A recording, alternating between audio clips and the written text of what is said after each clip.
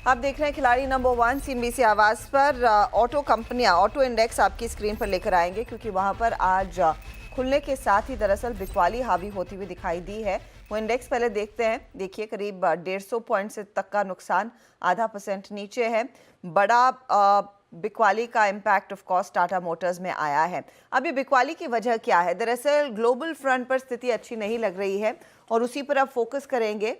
दुनिया की दिग्गज जर्मन प्लेयर BMW ने इनफैक्ट अपना 2024 के लिए आउटलुक जो है या फिर जो हम गाइडेंस कहते हैं वो घटा दिया है। इसीलिए भारतीय ऑटो कंपनियों में भी कुछ मुनाफा वसूली देखने को मिली है, क्योंकि भारत से कई सारी ऑटो एंसिलरी कंपनियां हैं जो BMW के साथ काम करती हैं। BMW ने कहा है कि 2024 के लिए एक तो डिलीवरी कुछ कम होती हुई दिखाई देगी। इन्होंने मार्जिन और साथ ही साथ अपने रिटर्न ऑन कैपिटल एम्प्लॉयड का गाइडेंस जो है वो कट किया है। मार्जिन गाइडेंस जो पहले 8 से 10% था उसमें कटौती की है, 6 से 7% की बात हो रही है। वहीं return on capital employed company ने पहले औसतन अनुमान लगाया था कि 15 से 20% तक की ग्रोथ देखने को मिलेगी 2024 के साल में, लेकिन अब ये कह रहे हैं 11 से 13% तक की ही ग्रोथ देखने को मिल सकती है। तो वो थोड़ा सा डैम्पनर है। BMW ये भी कह रहा है कि देखिए चाइना में जो है डिमांड तेजी से घटती दिखाई दे रही है और ये डिमांड में सुस्ती इनके बिजनेस के लिए अच्छा नहीं है।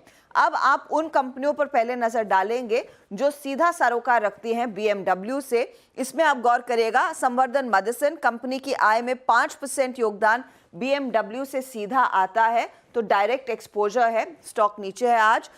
इसके अलावा चाइना मार्केट में भी इनका अच्छा खासा एक्सपोजर है। दूसरी तरफ आप गौर करिएगा, सुप्रजीत जैसे प्लेयर्स हैं जहां पर भी इनका एक्सपोजर सीधा आता है। लगभग सुप्रजीत का 4% की आय BMW से आती है। रिको ऑटो का एक्सपोजर BMW जैसी कंपनियों में है, उनकी आय में करीब करीब 11% तक का योगदान है BMW के बिजनेस से। लेकिन यही नहीं, एंड्योरेंस टेक जैसे प्लेयर्स हो या फिर फोर्स मोटर्स जैसे प्लेयर्स हो, ये भी सप्लायर्स हैं बड़े पैमाने पर। इनफैक्ट एंड्योरेंस कहता है कि BMW ने इनफैक्ट गाइडेंस भले ही काटा होगा, लेकिन हम दूसरे यूरोपियन कंपनियों से भी काम करते हैं, तो अनुमान यही है कि अब तक इम्पैक्ट नहीं पड़ेगा। फोर्स मोटर्स प्रीमियम क्वालिटी के इंजन और एक्सल सप्लाई करती है BMW को। कंपनी की तरफ से बयान ये अब तक आया है कि इसका सीधा इंडिया बिजनेस पर इंपैक्ट नहीं आएगा, तो इस समय के लिए वो थोड़े से प्रोटेक्टेड हैं। लेकिन ध्यान रखिएगा, इससे पूरा सेंटिमेंट बिगड़ा है। अब बात करते हैं उस पर्टिकुलर स्टॉक की जो खासा टूटा है आज, वो है टाटा मोटर्स। अगर BMW बेसिकली ये कह रहा है कि चाइना से डिमांड बिगड़ रही है, वो टाटा मोटर्स पर भी हावी होता हुआ दिखाई देगा, क्योंकि JLR वहां पर अच्छा खासा बिजनेस करता है। JLR के कॉन्टेक्स्ट में इनफैक्ट एक UBS की रिपोर्ट भी आई है। UBS कह रहा है कि JLR डिस्काउंट दे रहा है और यहां पर आगे डिस्काउंट्स जो है बढ़ते हुए दिखाई देंगे। तो सवाल यही है कि क्या निवेशक को घबराने की जरूरत है, और यहां पर उनका मानना है कि आगे चलकर दरअसल ये डिस्काउंट्स बढ़ेंगे। इसी के चलते डिफेंडर, रेंज रोवर स्पोर्ट्स के मॉडल्स को थोड़ा सा बूस्ट मिलता हुआ दिखाई देगा। डिस्काउंट कंपनी तभी देती है जब मार्केट में थोड़ी सी डिमांड में कमी आती हुई दिखाई देती है। उसी के कॉन्टेक्स्ट में दरअसल UBS ने भी कहा है कि यहां से आगे टारगेट जो रहेगा वो घटता हुआ दिखाई देगा। सेल साइड का कॉल है, 825 का टारगेट है। आज स्टॉक वैसे भी कमजोर, तो एक तो UBS की रिपोर्ट और दूसरा BMW का चाइना पर बयान, वो भी एक सेंटिमेंटल इंपैक्ट डाल रहा है टाटा मोटर्स जैसे स्टॉक पर। इनफैक्ट हमारे जानकार यहां पर हमारे साथ जुड़े हुए हैं, तो उनसे पूछ भी लेते हैं। ओम, अगर आपने चार्ट देखा हो, आज वो गहरे क्रैक्स नजर आए हैं टाटा मोटर्स में, क्या और टूट सकता है? शॉर्ट का सौदा आई डोंट नो आप इस समय ले या नहीं, अगर किसी के पास है तो किस लेवल पर सपोर्ट है, कहां पर चौकन्ना रहने की जरूरत है? जी, अगर यहाँ पे टाटा मोटर्स की अगर हम बात करें तो मोस्ट इम्पोर्टेंट यहाँ पे अभी रेजिस्टेंस हो जा रहा है, और अगर हम डेटा पॉइंट से भी बात करें तो यहाँ पे हेवी राइटिंग कॉल होके रखी है 1000 के अप्रॉक्स पे लेवल पे।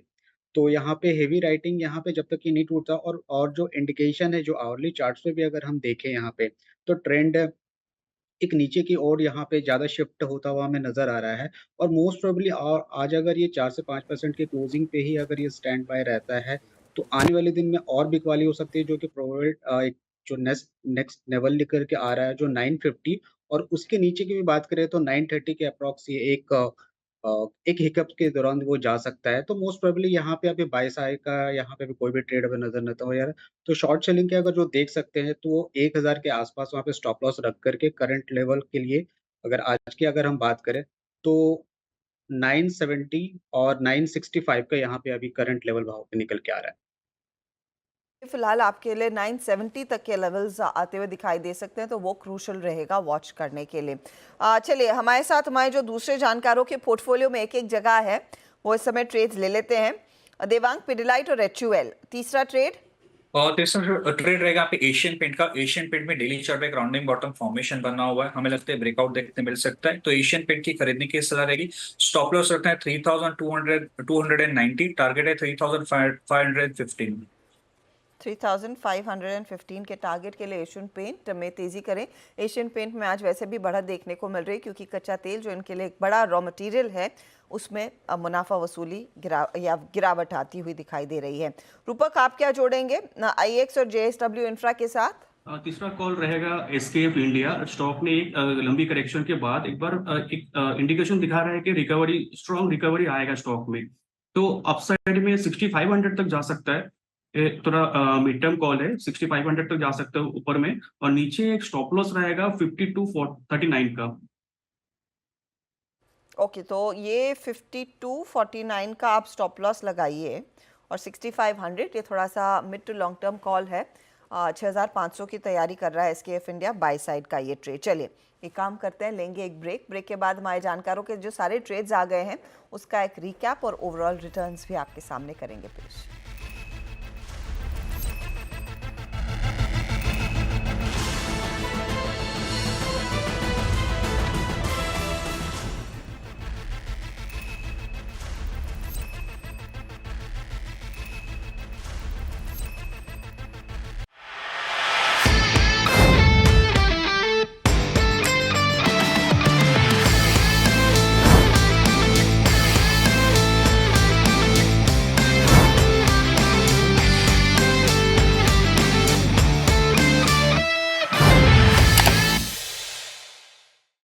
बता दें कि मनी कंट्रोल पर दिए गए विचार एक्सपर्ट्स के अपने निजी विचार होते हैं। वेबसाइट या मैनेजमेंट इसके लिए उत्तरदायी नहीं है। यूजर्स को मनी कंट्रोल की सलाह है कि कोई भी निवेश निर्णय लेने से पहले सर्टिफाइड एक्सपर्ट की सलाह लें।